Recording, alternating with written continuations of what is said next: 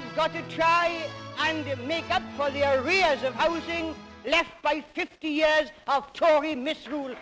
From housing booms to bubbles bursting, home ownership has been a preoccupation of governments past and present. It's my great pleasure to hand that In 1979, Margaret Thatcher's government announced the Right to Buy scheme, and councils were forced to sell their housing stock. Take your arguments down the road to Nelson or Cole. Fast forward to this government and it's offering the Help to Buy scheme.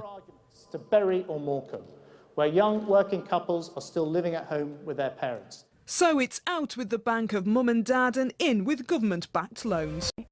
The second phase of Help to Buy is now being rolled out, but it's not just getting hands on cash which has been a problem. Government figures show that construction fell in the region by 47% compared to its peak in 2008.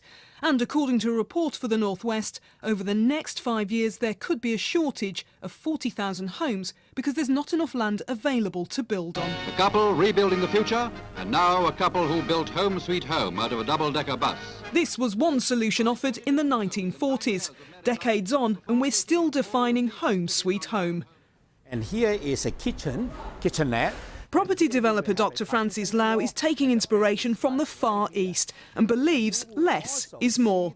This entire flat is just 20 metres square. I do not believe UK has a scarcity of land, when compared with Hong Kong. But the key is the Hong Kong government also recognize there's no need to put up the big apartment like 3 bedrooms. They stop those. They start putting up tiny apartment. We have to adopt to the realism that people cannot afford living in a bigger apartment. We've now got 75 sales, so we've got 65 this year. Summerhill Park is a new development in Liverpool. The sales office has been inundated with buyers wanting to take up the second phase of the Help to Buy scheme.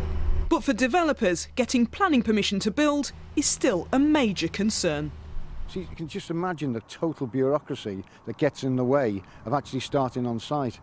And it's, things like this, statistically, there's a lot of plots out there with planning permission. The reality is that probably only just over half of those plots are deliverable now because the rest are bogged down in bureaucratic red tape, which can be a nightmare to get through. From building to borrowing, there are many factors involved in getting the housing market moving in the right direction. There are signs of confidence, but it's measured with caution for those wanting to get a step on the property ladder.